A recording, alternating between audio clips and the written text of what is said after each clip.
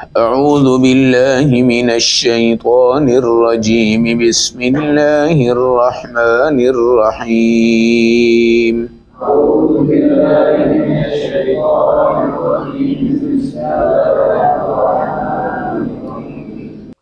تلاوت کردہ آیات مبارکہ کا ترجمہ۔ قال للملأ حوله ان هذا لساحر علیم، فرعون نے اپنے سپاہیوں سے کہا بھئی یہ تو سارا جادو ہی جادو ہے۔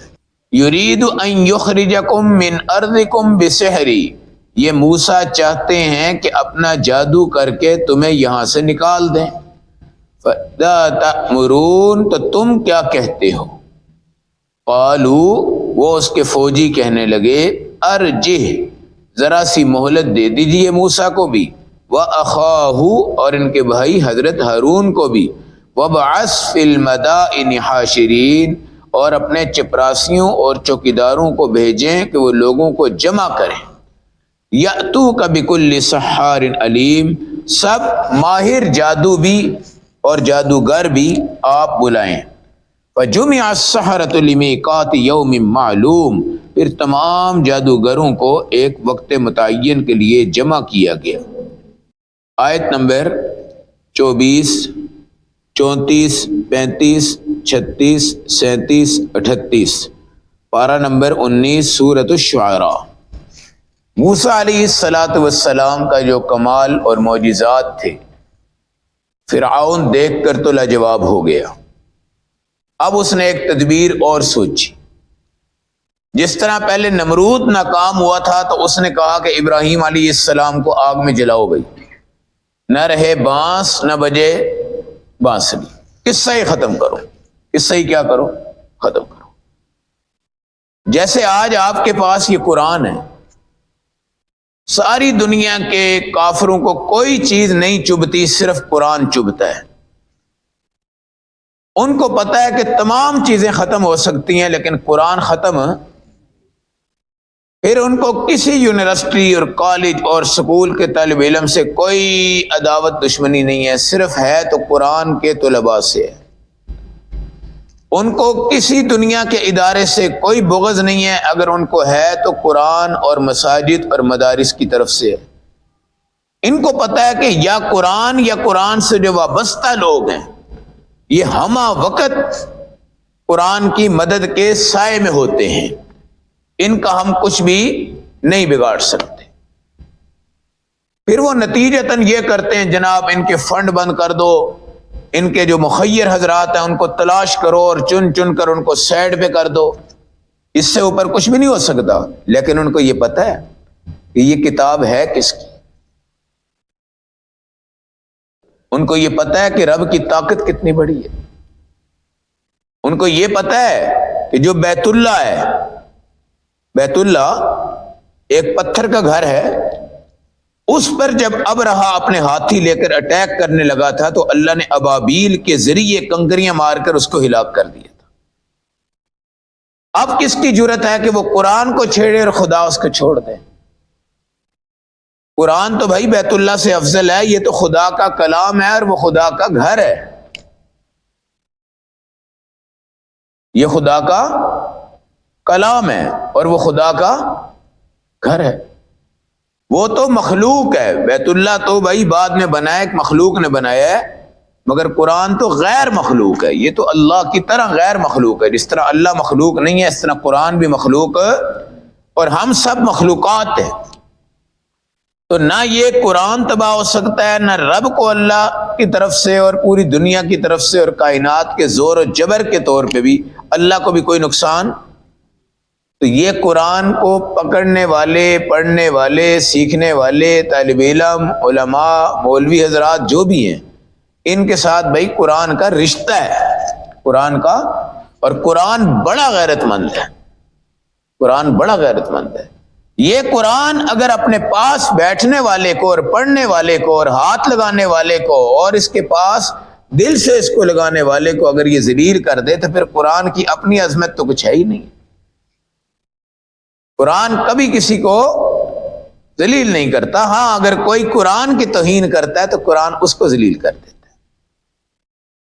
ورنہ آپ قرآن کے ساتھ رہیں، اس کو دوست بنائیں۔ لوگ کہتے ہیں یار کوئی وی آئی پی قسم کا دوست ہونا چاہیے، ہے جی؟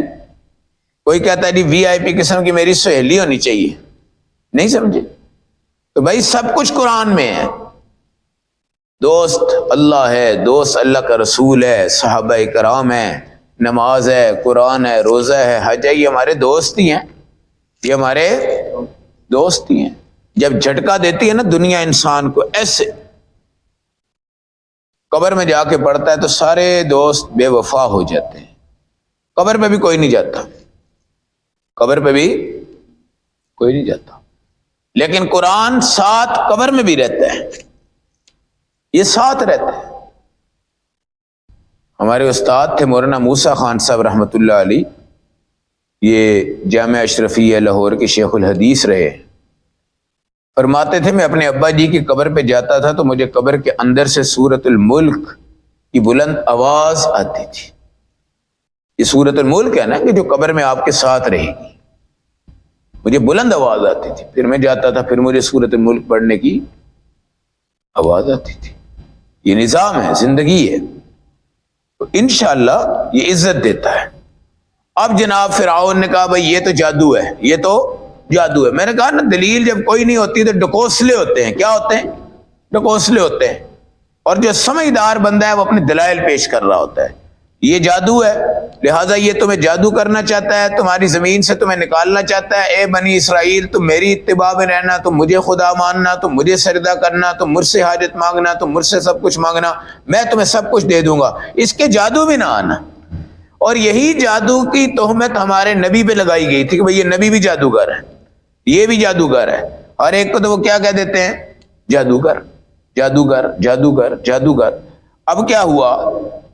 قوم کہنے لگی آپ ایسا کریں، ارجی، حضرت موسیٰ کو تھوڑی مہلت دے دیں، اور ان کے جو بھائی آئے ہوئے ہارون ان کو بھی مہلت دے دیں، اور اپنے چوکیدار، اپنے چپراسی، اپنے نوکر دنیا میں پھیلا دیں، اور وہ گھومیں اور گھوم کر ساری دنیا کو کیا کریں؟ یہاں پہ اکٹھا کریں، اور اس میں یاتوک بکل سحار علیم، ہر قسم کے جادوگر کو لے کر آئے۔ جادوگروں کا یہ دور تھا، بڑے بڑے مشہور جادوگر تھے، بڑے بڑے مشہور جادوگر تھے، ان کا یہ دور تھا، بہت مشہور جادوگر تھے۔ آج کل یہ ہے نا بنگالی بابا، فلاں بابا، منٹوں میں یہ کر دیتے ہیں، سیکنڈوں میں یہ کر دیتے ہیں، ان کی پیشن گوئیاں کرو ہیں، ان کی وہ شمع ہے، یہ شمع اچرے کے ساتھ شمع ہے، یہاں پہ ایک نالا ہوتا تھا، گندا نالا، تو ہمیں یاد ہے بچپن سے اس گندے نالے کے اوپر نے ایک چھوٹا سا کمرہ بنایا ہوا تھا، اور وہاں پہ بیٹھا ہوا تھا بنگالی بابا، بنگالی بابا، وہ بڑی اس پہ رش ہوتی ہے، اور وہ کہتا ہے جناب میں منٹوں میں کر سکتا ہوں، میں سیکنڈوں میں یہ کر سکتا ہوں، میں فلاں۔ وہ جو بندہ جاتا ہے اس کے جادو نکالنے کے بجائے اس پہ جادو کر دیتا تھا، اس پہ جادو کر دیتا تھا۔ یہ الٹے پیر یہ کام بھی کرتے ہیں کہ ان کے باہوں میں آ جاؤ گے تو ٹھیک ہے، نہیں تو یہ الٹا آپ کے اوپر جادو کر کے آپ کو بھیج دیں گے۔ الٹا جادو کر دیتا تھا، اور یہ بنگالی جادوگر بڑے ہیں۔ تو میں نے کہا بھئی اگر یہ جادو ہی کرتے ہوتے، ان کا جادو چلتا ہوتا، آج تک ہماری پاکستانی ٹیم بیچاری ان سے ہمیشہ ہار ہی جاتی، پھر کیا ہوتی ان سے؟ پورا بنگال اگر جادوگروں سے بھرا ہوا ہے، جس طرح فرعون کا رہے سارے ماہر جادوگر لے آؤ ہے۔ میں نے کہا بھئی اگر یہ جادوگر ہی ہیں سارے اور صحیح ان کا جادو چلتا ہے تو ورلڈ چیمپئن کون ہونا چاہیے؟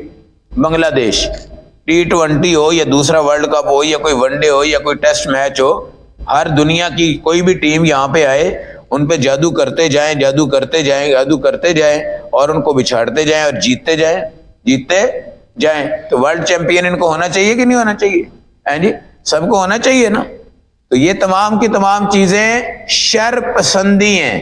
ہر بندہ آج کل کہتا ہے اور جناب ہمارے باہر کوئی دروازے کے باہر کوئی چنے کی دال پھینک گیا ہے، میں نے کہا یار اٹھا کے کھا لو۔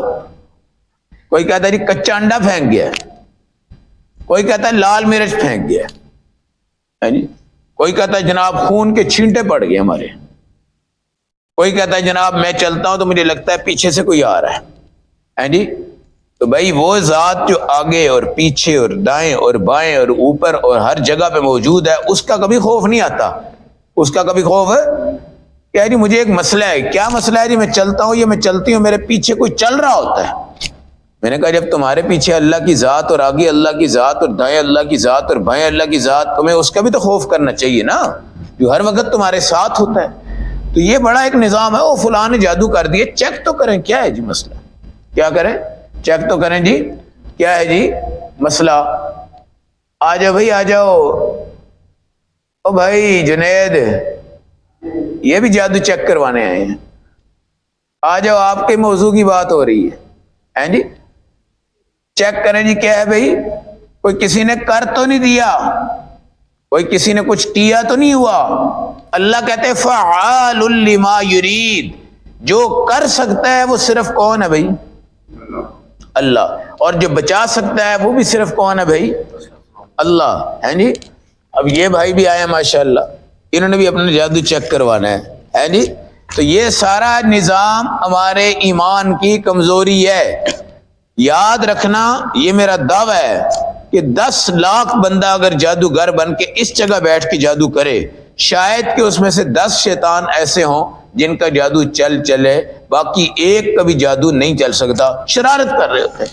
اور یہ مرچیں لے جاؤ وہاں پھینک دینا جناب، یہ پانی ڈال دو اس کے قدموں کے نیچے، وہ اس کے قدموں کے اوپر چلے گا پانی کے اوپر، تو وہ جناب تمہارا محبوب بن جائے گا۔ کیا بن جائے گا؟ تمہارا محبوب بن جائے گا۔ یہ ساری چیزیں آج بھائی موضوع ہی جادو ہے۔ کیا ہے؟ موضوع ہی جادو کا ہے، اس لیے آپ بھی شامل ہیں اس میں، ہم بھی شامل ہیں، فلاں بھی شامل ہے۔ تو یہ بڑے ایمان کی کمزوری ہے۔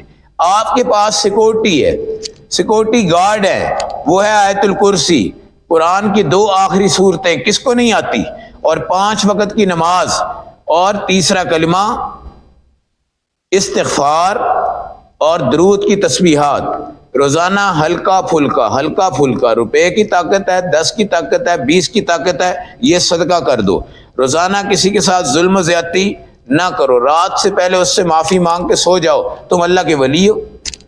اللہ کے ولی کے لیے ضروری نہیں کہ بہت بڑی اس کی پگڑی ہو اور بہت بڑا جبہ ہو اور لوگ اس کے دائیں اور بائیں اور آگے پیچھے آ رہے ہوں۔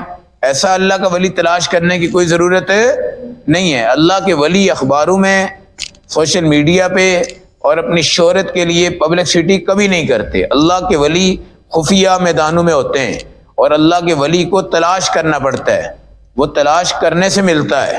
اس لیے یہ تمام چیزیں آپ کی سیکورٹی ہیں۔ جس کو پوچھے نماز پڑھی ہے، جناب بس کبھی کبھار پڑھ لیتے ہیں۔ ٹھیک ہے جناب، آیت الکرسی پڑھتے ہو؟ نہیں جی آیت الکرسی تو ہم نہیں پڑھتے۔ معوذتین پڑھتے ہو؟ وہ ہوتا کیا ہے بھائی؟ قل اعوذ برب الفلق، قل اعوذ برب الناس کو معوذتین کہتے ہیں۔ یہ پڑھتے ہو؟ نہیں جی یہ بھی نہیں پڑھتے۔ نماز بھی نہیں پڑھتے، آیت الکرسی بھی نہیں پڑھتے۔ صدقات دیتے ہو؟ کبھی کوئی مصیبت آ جائے تو دے دیتے ہیں۔ سیکورٹی گارڈ تمہارے پاس اللہ نے تمہیں دیے ہیں، سیکورٹی تمہارے ہاتھ میں ہی نہیں ہے۔ اب تم جناب کہتے ہو جی میرے اوپر کسی نے کر دیا ہے۔ اب انہوں نے کہا ارجح واخاہ وبعث فی المدائن حاشرین، آپ ایسا کریں، حضرت ہارون کو مہلت دیجئے، موسیٰ کو مہلت دیجئے، اپنے سیکورٹی گارڈ بھیجیں، ساری دنیا کی عوام کو جمع کریں۔ جمع کرنے کے بعد یأتوک بکل سحار علیم، بڑے ماہر نجومی، ماہر جادوگر پوری دنیا میں جن کی شہرت ہے، تجربہ ہے، ان کو بلائیں۔ فجمع السحرۃ لمیقات یوم معلوم، اور ایک طے کریں مقابلے کا دن۔ کیا کریں؟ مقابلے کا دن طے کریں۔ اس دن کے اندر وہ بھی آئیں گے، ہم بھی ہوں گے، عوام بھی ہوں گے، خواص بھی ہوں گے، جادوگر بھی ہوں گے، نجومی بھی ہوں گے، فرعون بھی ہوگا، موسیٰ بھی ہوں گے، ہارون بھی ہوں گے۔ میدان لگے گا، میدان سجے گا، مقابلہ ہوگا، دلائل پیش ہوں گے، سب کچھ ہوگا۔ اس کے بعد ہمارے بڑے ماہر نجومی ہیں، اور ہمیں پوری امید ہے کہ یہ موسیٰ اور ہارون ان کے آگے کبھی ٹھہر نہیں سکتے، اور وہ جس وقت آئیں گے وہ غالب آ جائیں گے۔ جب وہ غالب آ جائیں گے ہمارے جادوگر، تو یہ ساری عوام دوبارہ اسی جگہ رہے گی، اور موسیٰ اس طرح خالی ہاتھ آئے ہیں، خالی ہاتھ چلے جائیں گے۔ ان کو یہ نہیں پتا کہ ان کو بھیجنے والا کون ہے۔ حضرت موسیٰ کو کس نے بھیجا تھا؟ انہوں نے تو بہت کہا جی میں نہیں جانا چاہتا، وہ بڑا شیطان ہے، بڑا شر پسند ہے، بڑا یہ ہے، بڑا وہ ہے، لیکن اللہ نے کہا تم نے جانا ہی جانا ہے۔ بھائی جب تمہیں اللہ بھیجتا ہے تو اللہ تمہیں ناکام تھوڑی کروائے گا۔ اللہ نے جب تمہیں کہہ دیا نا جاؤ اس جگہ، فلاں کے پاس، نماز کے، قرآن کی طرف، ہجرت کی طرف، زکوٰۃ کی طرف، روزے کی طرف، حج کی طرف، عمرے کی طرف، جہاد کی طرف، تو پیچھے اللہ آپ کے لیے پاور بھی بھیجتے ہیں، پاور بھی بھیجتے ہیں۔ جب جہاد کا حکم آیا نا، بدر سج گیا، احد سج گیا، کافروں کے بڑے لشکر تھے اور ان کے پاس سامان بھی تھے، اور ہمارے ہاں سامان کوئی نہیں تھا۔ رمضان المبارک تھا، گرمی کے عجیب موسم تھے، اور اس کے اندر جب یہ ہجرت جہاد شروع ہوا، اس وقت تھوڑے سے فطرتی طور پہ صحابہ میں خوف پیدا ہو گیا، خوف پیدا ہو گیا۔ پھر اللہ نے 3000 فرشتے اتارے، پھر 5000 فرشتے اتارے، فرشتوں کے لباس، ان کی پگڑیاں، ان کے ہاتھوں میں تلواریں، اور فرشتوں کے ذریعے اللہ نے مسلمانوں کی کیا کی تھی؟ مدد کی تھی۔ تو مدد والے بنتے ہیں، مدد کے مستحق بنتے ہیں، تو اپنے عقائد ٹھیک کرو۔ کیا کرو؟ اپنے قل اعوذ برب الفلق یہ پڑھ لے، اور جناب اس سے کیا ہوگا، یہ تو چھوٹی سی کوئی سورت ہے، یہ تو عام پڑھتے ہیں۔ او بھائی قرآن کوئی عام ہے؟ تم پڑھ کر تو دیکھو۔ نبی پاک آخری مرض الوفات میں اما عائشہ سے کہنے لگے، میں روز ان کا اپنے اوپر دم کرتا تھا، ان 2 صورتوں کا میں کیا کرتا تھا روز اپنے اوپر، ایسے آپ پڑھیں، پھینکیں، اور اس کے بعد ان کو آنکھوں پہ لگائیں، اپنے سر پہ لگائیں، اپنے بازوں پہ پھیریں، اپنے کندھوں پہ، سینے پہ، اور اس کے بعد اپنی کمر پہ، ٹانگوں پہ، اپنے پاؤں پہ، اور اپنے بچے اگر آپ کے پاس ہیں چھوٹے، ان کے اوپر بھی ان کو پھیریں، اور پھیر کے کیا کریں؟ آرام کریں۔ تو حضرت عائشہ نے کہا، یا رسول اللہ کیا فرماتے ہیں آپ؟ آپ نے کہا، آج تو دم کر میرے اوپر۔ تو حضرت عائشہ نے کیا کیا؟ دم کیا۔ یعنی آپ نے معمولات زندگی جو تھے نا معوذتین پڑھنے کے، جب آپ بیماری کی وجہ سے ضعف میں آ گئے، آپ کی آواز نہیں نکل رہی تھی، تو آپ نے اما عائشہ سے کہا کہ تم یہ پڑھو، میرے اوپر کیا کرو؟ دم کرو۔ ٹھیک ہے؟ اب یہ جنتر منتر والے بندے جو ہیں، ان کو قرآن کوئی نہیں آتا ہوتا، الٹے پلٹے قرآن پڑھ رہے ہوتے ہیں، پتہ نہیں کہاں سے پڑھ رہے ہوتے ہیں، اور بندہ ان سے دم شم کرواتا ہے۔ تو بھائی دم آپ بھی کر سکتے ہو، دم میں بھی کر سکتا ہوں، دم سارے کر سکتے ہیں، دم کے لیے کوئی ضروری تھوڑی ہے کہ مولوی صاحب ہوں گے تو دم ہوگا۔ آپ قرآن پڑھیں دم ہو جائے گا، سورہ فاتحہ پڑھیں دم ہو جائے گا، معوذتین پڑھیں دم ہو جائے گا، آیت الکرسی آپ پڑھیں دم ہو جائے گا، کوئی دعا آپ پڑھ لیں، جو دعاؤں کی کتابیں ہیں ان میں آپ دیکھیں، وہ پڑھیں آپ، انشاءاللہ آپ دم ہو جائے گا۔ آپ جب نمازی ہیں تو آپ کا دم سب کا چلے گا، آپ کا دم سب کا چلے گا۔ تو یہ تو کمزور لوگ کہتے ہیں بس وہاں جائیں گے تو شفا ہونی ہے، اس کے پاس جائیں گے تو شفا ہونی ہے، جائے تو پکی شفا ہو گئی، پکی شفا ہو گئی۔ یہ پکی شفا سمجھ کے کسی پیر مولوی کے پاس، قاری مفتی کے پاس جانا، یہ بھی شرک ہے، یہ بھی کیا ہے؟ شرک ہے۔